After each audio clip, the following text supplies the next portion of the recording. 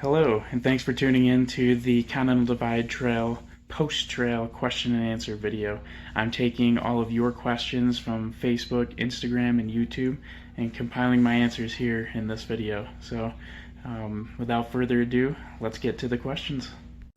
Our first question comes from Bob Crowley. Interested in your gear, ballpark costs, average monthly expenses, food purchases, lodging, Uber type expenses, one type expenses. How much did you depend on others to send you food, gear, packages, total costs?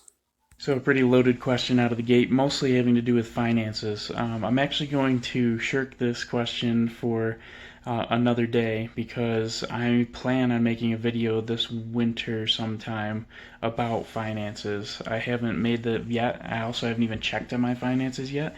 So that's something that I'll leave for its own entire video later on. So make sure to check that out. What I can answer now is having to do with how much I am depending on people to send me packages.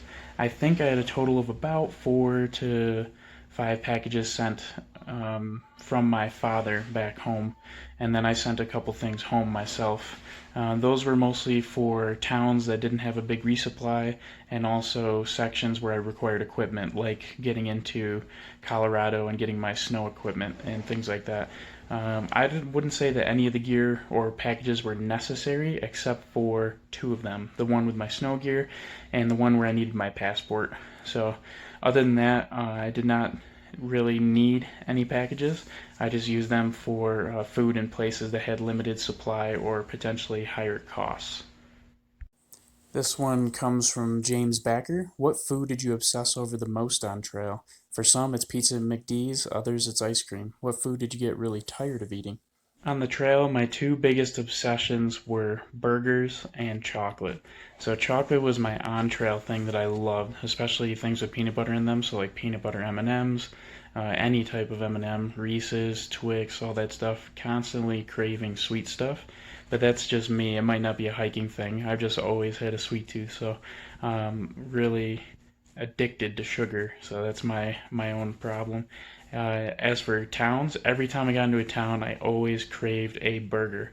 And I got some special burgers through my time. If you guys remember Wyoming, I got a burger with 2 grilled cheese sandwiches as the buns. Also in Wyoming, I got a burger that had mac and cheese on it. I like to get pretty crazy with my burgers, and I really enjoy them. And it's something like, even if I dream about pizza or mac and cheese or like the big carby stuff that a lot of people think of on the trail, I always end up getting a burger when I get into town. It's just the best. As far as food I can't stand anymore, north sides. I ate them once, but right before a big climb in Colorado, and I didn't want them, but I forced myself to get that energy, and ever since then I get queasy and nauseous just when I smell the stuff, or if I try to eat it, so I cannot have north sides anymore, which makes it a little tough because hiker food is already pretty tough to come by, and that's a big staple. Another question from James Backer. When you're finally done hiking and develop post-trail sadness disorder, will you treat it with bags and bags of ranch-flavored Doritos, or will you go with the double cream-filled Oreo route, or perhaps both? What James is referring to is actually a legitimate thing for thru hikers after leaving the trail. We call it post-trail depression. And I believe it stems from doing something so big, at least to us, so big and so important and so eye-opening, and for such a long period of time with so much work involved, that once you get back to regular life and people are no longer congratulating you or excited about what you're doing and you're just a regular person back in normal life again, it can be pretty depressing. It's something that I've worked to mentally prepare myself for so that I don't have to go through anything as bad as that, because it can be pretty serious for some people. So hopefully I don't have to deal with it that much, but if I do, I can almost guarantee I'm going to drown it in food or social alcohol use, because I absolutely love food. It's always been my comfort, and it's always been my celebration and my grieving, and whatever it is, I always use food in my life because it's one of my favorite things. And through hiking allows me to have that voracious appetite and have no consequences for it because I'm always losing the fat. So it also taught me some really bad habits that I'm gonna have to kick, and hopefully I'll be able to do that. But if I do treat it, Oreos sound like a really good idea. Maybe some ice cream, a little bit of pizza, especially since I'll be back in New York. Gotta get some pizza. So yeah, I'll probably be treating any post-trail depression I have with food. Jed D asks, why the CDT? Why not the PCT or the AT? When I originally found out about thru hiking, I actually only knew about the Appalachian Trail, and that was the one that I wanted to hike. And then my friend, Medicine Man, who I'll be doing the AZT with, uh, started doing the Pacific Crest Trail last year, and he completed it successfully in 2018. While I was following his hike, I saw how beautiful the PCT is and how different it is from home, and that attracted me to it. I like the idea of trying out different environments that I haven't been in. I want to try new things. I want changes from my normal, mundane feeling life, if you will. So the PCT was next on my list. And while I found out about the PCT, I learned about a bunch of different trails, the CDT included. And of that, when I looked at all three trails, I thought the CDT was the most enticing. The fewest people, the biggest views, the most wild country, and the longest distances between towns. It just sounded wild and primitive and harsh and beautiful and primal. And that was really what I was looking for, was getting out, getting away, de-stressing, and then being able to rely on myself and also prove to myself that I can do something like this. So I was going out to look for solitude and for personal growth and confidence building. That's mainly what I was looking for. But the CDT seemed a bit too difficult for a first time trail, so I didn't want it to be my first. So I was looking at the PCT. I didn't end up getting my permit because there's so many people that tried to get permits this last year. I couldn't get one for even within a month of the date I needed. And a lot of people I know say that you can start on whichever day you want and it's not really a big deal, or there's ways you can work around the permits. But I didn't really want to start off, one of the biggest hikes of my life already doing something delinquent. So I thought rather than hassle with that, I could just do the CDT, because I will have already done the TA, which is the trail I did previously before these hikes. I can mention that in another question. That gave me enough practice in order to be able to competently start the Continental Divide Trail, so that worked out perfectly. So the CDT is actually the one that I fell in love with the most, just because of how big and wild it was. Here's a question from Deborah Anderson. Nightcrawler started the CDT with you, but apparently took a different route. Is it because of that he's having such a hard time? So for those of you that may not know, I spent my entire first month hiking with another guy that I met on my first day named Nightcrawler. We since broke up and have not been able to hook back up any other place on the trail, although we've tried a couple times. Unfortunately, I don't really know what his plan was or where he went on the trail, so I was unaware that he's had any hardships. I'm not sure why he's been having trouble, if he has, like you said, but I'm sure he can find his way through. As far as my hike has gone, I don't see why anybody would have any trouble. We found our navigation without much issue at all, just using Google offline maps as well as some Jonathan Lay maps and some USGS topo maps and Guthook. All those together at varying times in the trail have helped us figure out the different shortcuts and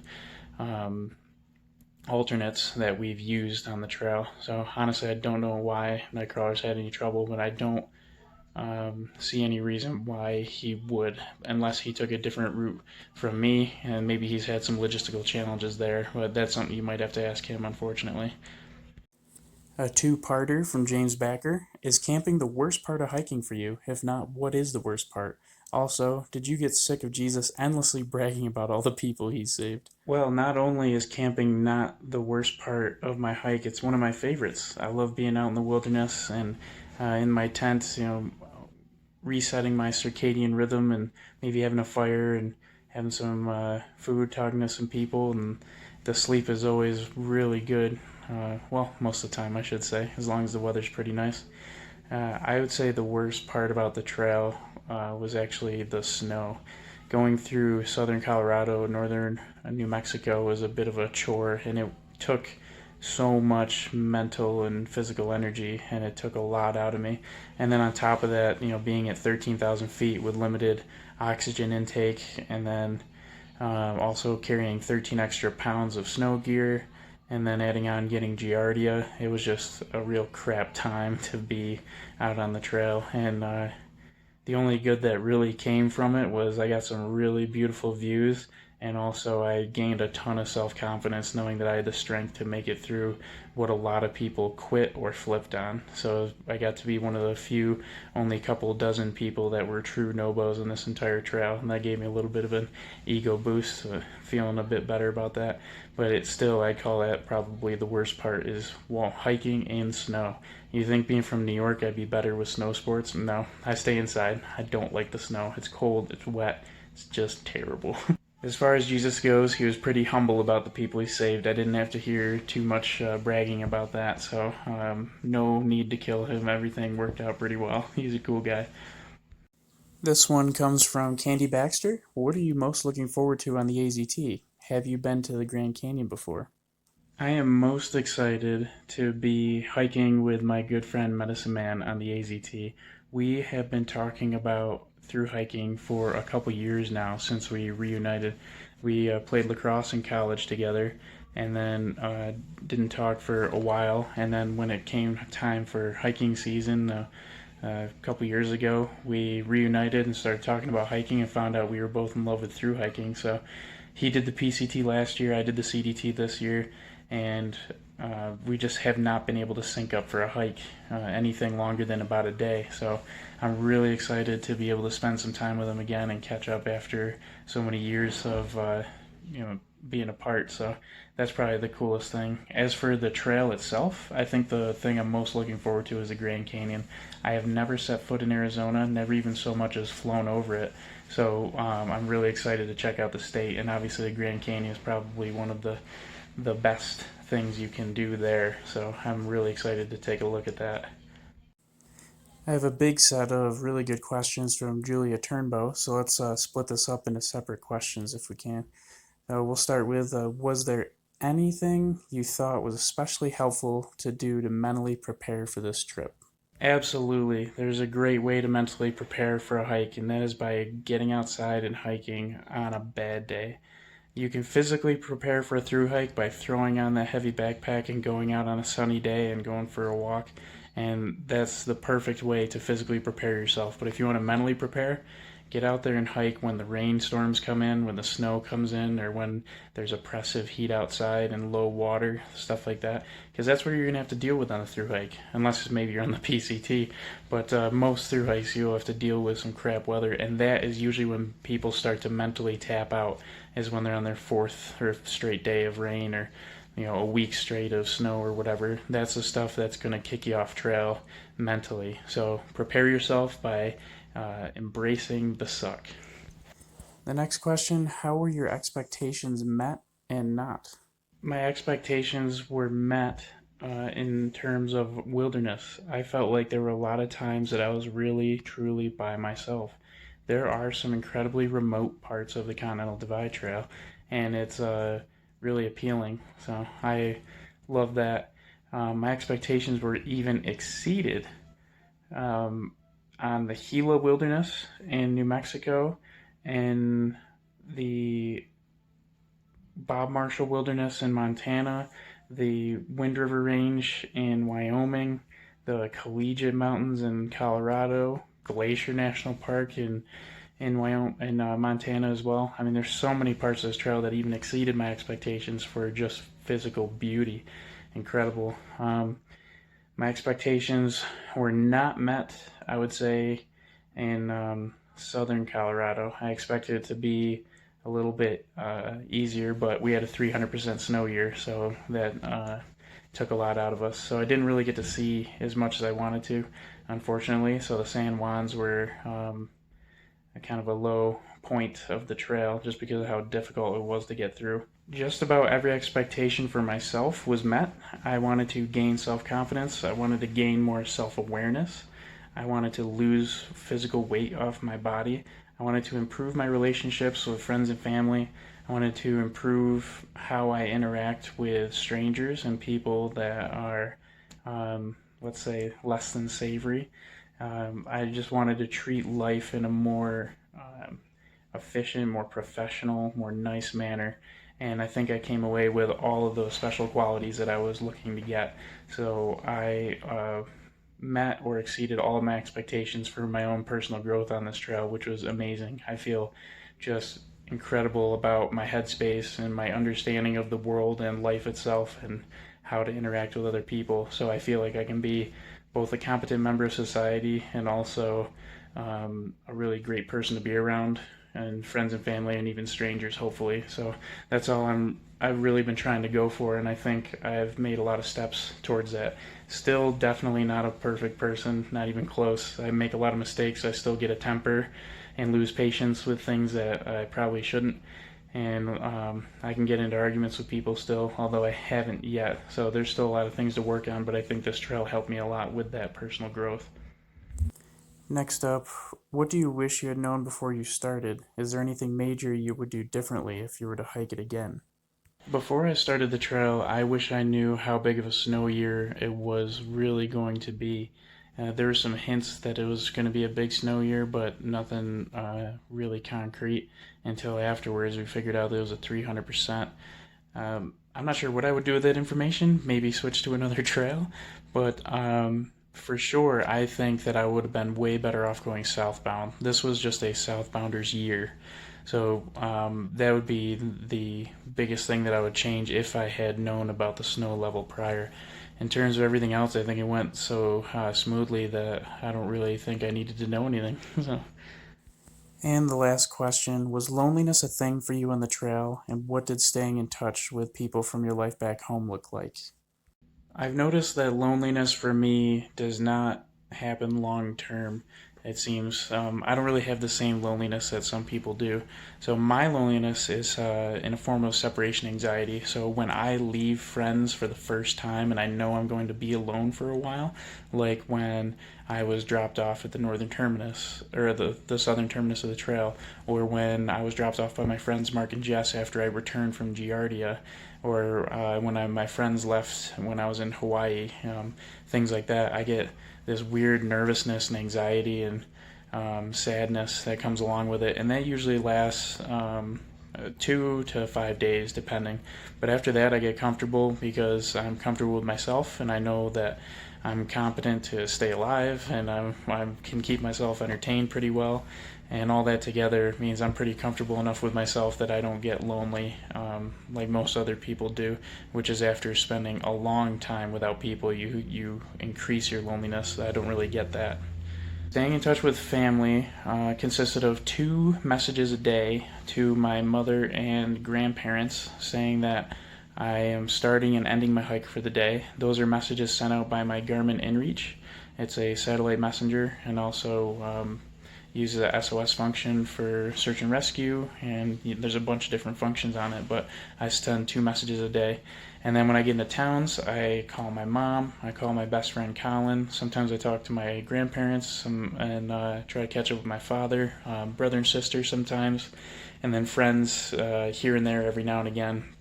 Every couple of towns or once a month, something like that, I'll try to get in contact with friends, but mostly it's just phone calls and texts with close family members.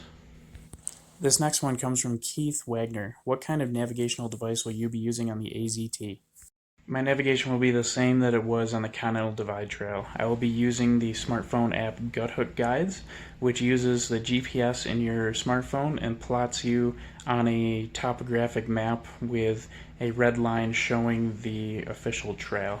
So you can use your GPS location to find out whether or not you are currently on trail or off. There's also a bunch of waypoints on there that other hikers can comment on so that I know the most up-to-date information about water sources, road crossings, wildfires, things like that. My backup form of navigation will be maps on my Garmin InReach. I will not be using paper maps on this trail. I have a number of questions from Marion Hoffman. We'll break these up a little bit. Starting with, I don't know how much permits I need or which reservations and national parks I can buy it from. Well, first of all, good luck on your CDT hike next year, Marion. I hope you enjoyed as much as I enjoyed mine. As far as permits go, there are four locations that you need to get permits for. One of them is New Mexico state lands. I actually didn't get the permit this year. It's the first time. This was the first year that they've used this permit system. You're supposed to fill out a permit for any time you're camping on New Mexico state lands, but the land ownership on which the CDT treks is so split up and checkerboarded that um, you go through way too many jurisdictions of land to figure out exactly where you're going to be at such and such time. So it's pretty impossible. I'm told that some people could just put that they're CDT through hikers, and maybe that makes it easier. But when I was online trying to figure out the permit system, they wanted me to put down every night that I'm going to be on state land, where I'm going to be camping.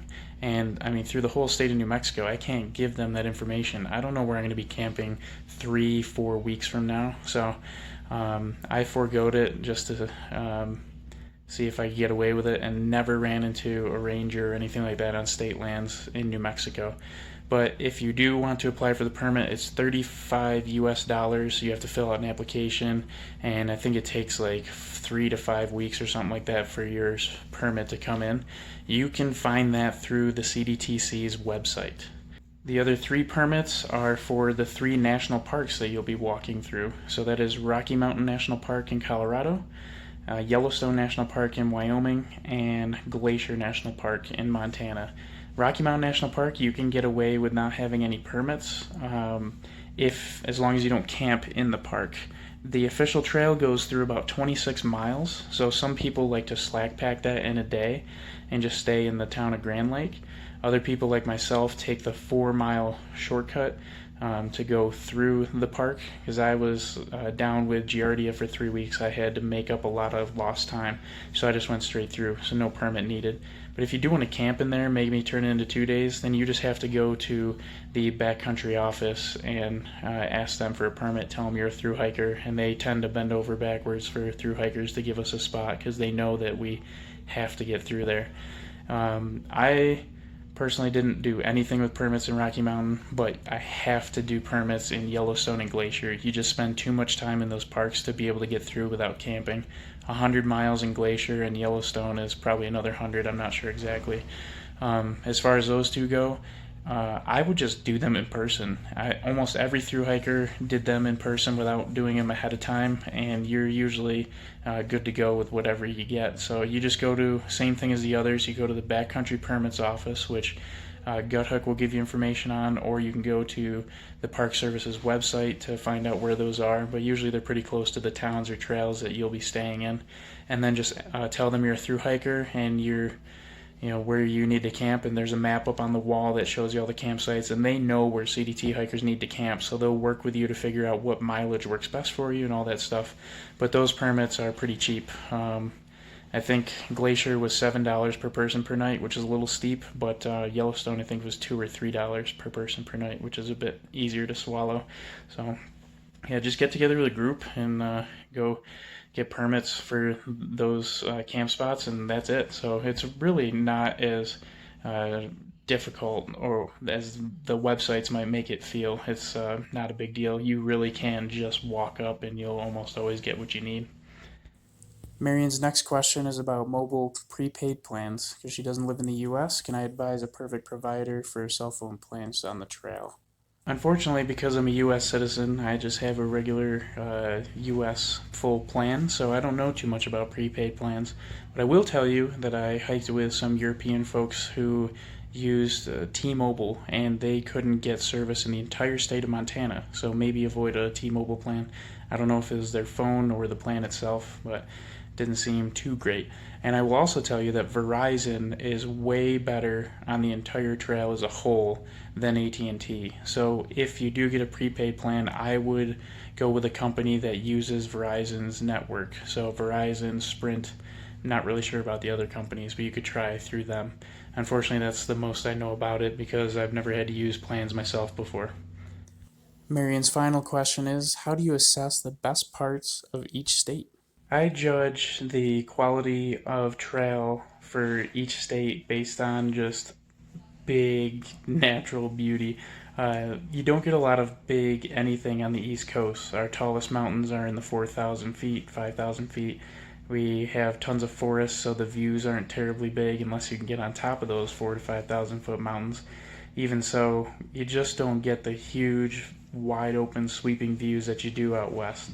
So I was looking for big views, big sky, big being the operative word, big mountains, big animals, and all that. So I assess the best parts just based on that wow factor. Seeing just like coming up over a hill, seeing something amazing, just huge natural beauty. For New Mexico, that was the Gila, gigantic cliffs, like 300 feet tall, just sheer, and this giant river that we get to cross over 200 times, and had really cool hot springs and some big wildlife that we saw like elk and a lot of big bear prints and things like that. So it just felt really wild, and that aligns with what I was looking to get out of my hike. And it really depends on what you're looking to get out of your hike and what you'll assess the best parts out of the state. For some people, it's social, so they would say New Mexico was the worst state because it's all desert and you don't really see anybody. But for me, it was an amazing state because there's just so many cool big canyons and cliffs and mesas and wide open sweeping views and desert. For Colorado, it was the Collegiates. Gorgeous, absolutely. Giant mountains, big, snowy, everything. And then, big blue, striking blue turquoise lakes, and, big elk, big bear, big moose, and all that. Wyoming was the Wind River Range, giant granite mountains, beautiful alpine turquoise lakes, and everything is just huge and gorgeous. And then Montana's Glacier, gigantic mountains, big waterfalls, big, giant, blah, blah, blah. So those were my most favorite parts about each state, and that's how I personally assess it. Thanks for checking out my CDT Q&A video part 1. Stay tuned for part 2 coming out right after this. So it's a 2-parter in total. Just seemed to be a pretty long video to make it all into one, so shuffled it up a little bit. So thanks for watching.